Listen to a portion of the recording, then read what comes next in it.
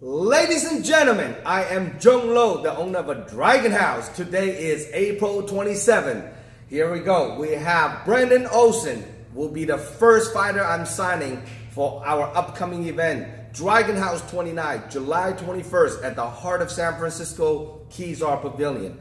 Now, Brandon, let's introduce you to all the MMA fight fans out there in the Bay, who you are, where are you coming from, and what got you into martial art. I got into martial arts, wrestling when I was 11.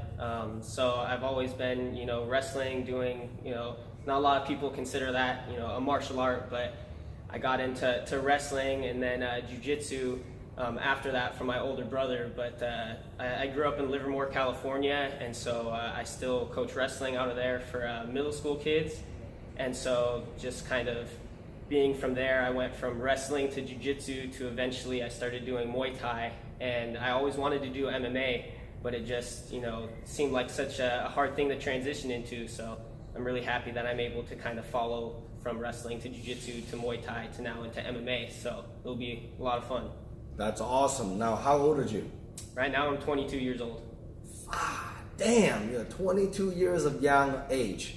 Now, what makes you, I know you've been doing amateur fight. How long you been doing amateur fight? My first amateur fight, I believe, was in 2016, early 2016.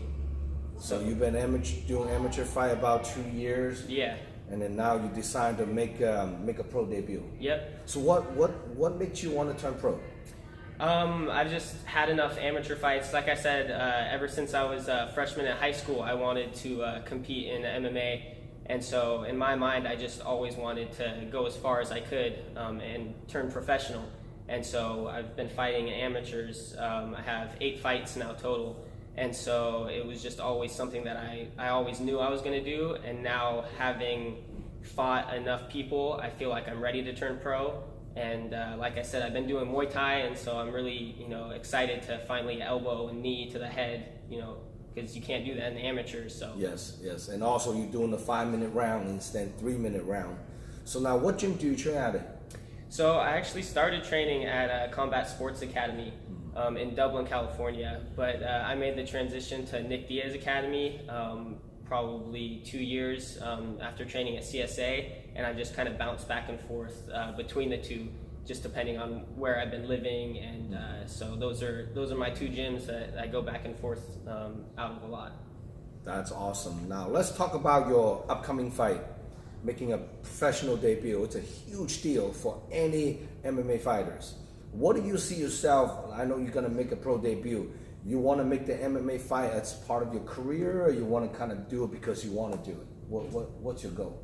My goal is to be able to support myself doing MMA. It's somewhat of an unrealistic goal in my mind. I've always known that it's hard to make money doing this sport, but I always told myself that I've started young enough that I can do this for a few years, and if unfortunately it doesn't turn into anything financially, I can always go off and do something else. But my mind right now is just on become the best that I can, earn money doing this, so I can at least, continue to do it by supporting myself through fighting, through sponsors, things like that. So that's pretty awesome. Now, your upcoming opponent is also making a professional debut. What's your opponent's name? His name is Samuel Romero. And what gym does he train at? He trains out of Claudio Franco, BJJ. I don't know too much about his school, but I have seen a few of his fights on YouTube, so I've been able to kind of see what style of fighter he is. I believe all of his wins, or most of his wins, have been by TKO, so he looks like a tough opponent. Woo! This is going to be a firework, and July 4, a couple weeks after. So now, what's your game plan and training camp look like prepare for this very game opponent? To be honest, I really don't like to game plan too much for opponents, because if I tend to look for something in an opponent, I kind of stop looking at everything as like a big picture. And so I'll just kind of focus on, if the game plan is to get a takedown, then I don't throw any punches, because I'm just thinking, go for the takedown. And so I like to just kind of keep things, open, and I have some of my coaches that'll kind of like game plan for me and just kind of like will drill certain techniques.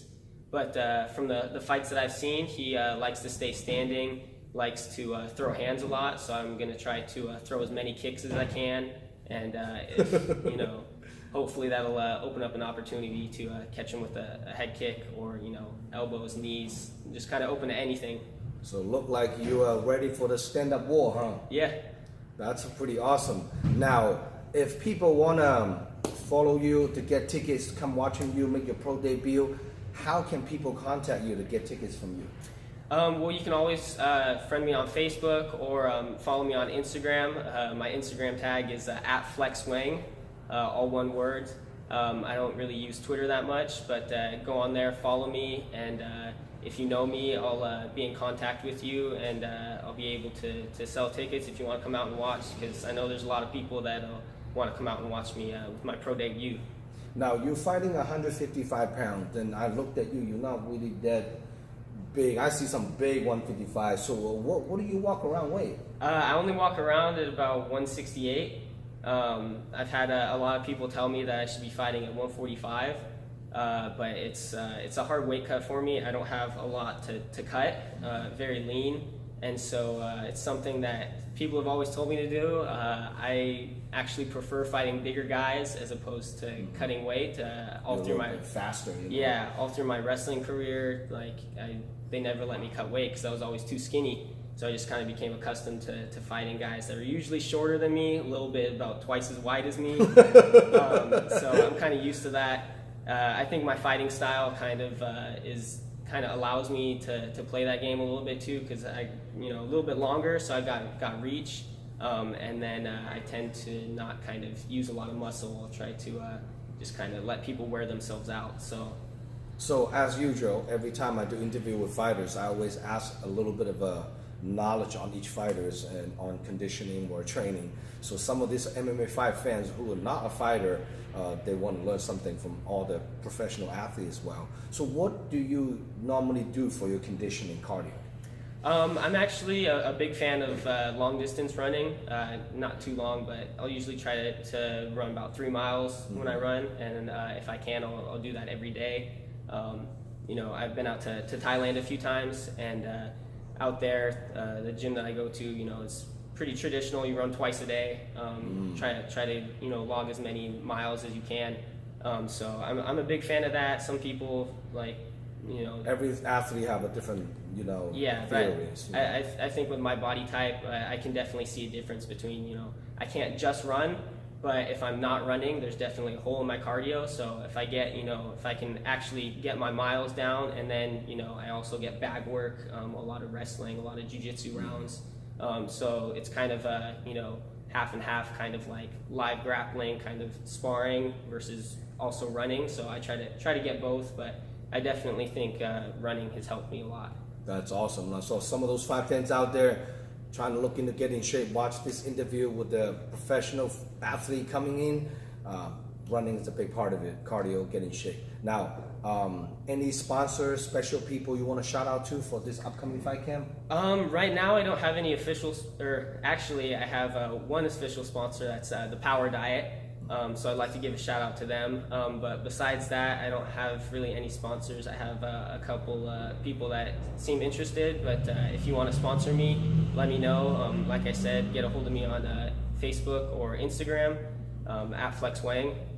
But besides that, I don't really have too many sponsors, so hopefully I can get something kind of drummed up before, You got more rooms on your walkout shirt for sponsor logos, right? Yep. That's awesome. Now, one last thing. If your opponent watched this interview, Samuel Romero, what do you have to say to him?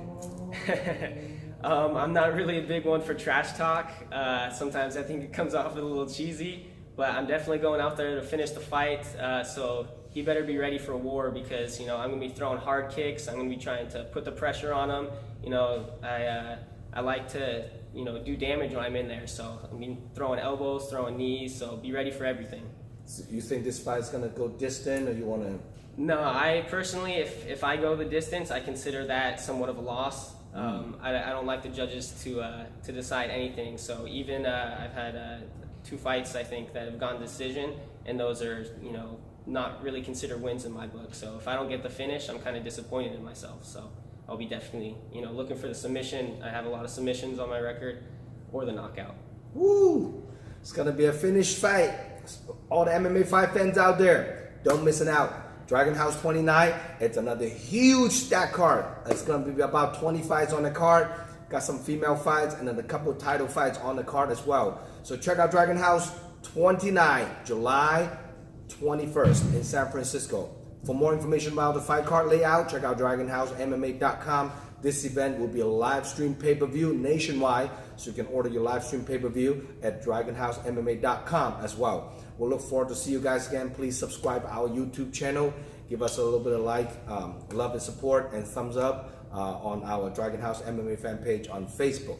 We'll look forward to put up another epic event for you guys July 21st. Good luck on you making a pro debut. Good to have you on board, Brandon Olson. All right? Yep. We'll see you guys out there July 21st. Peace.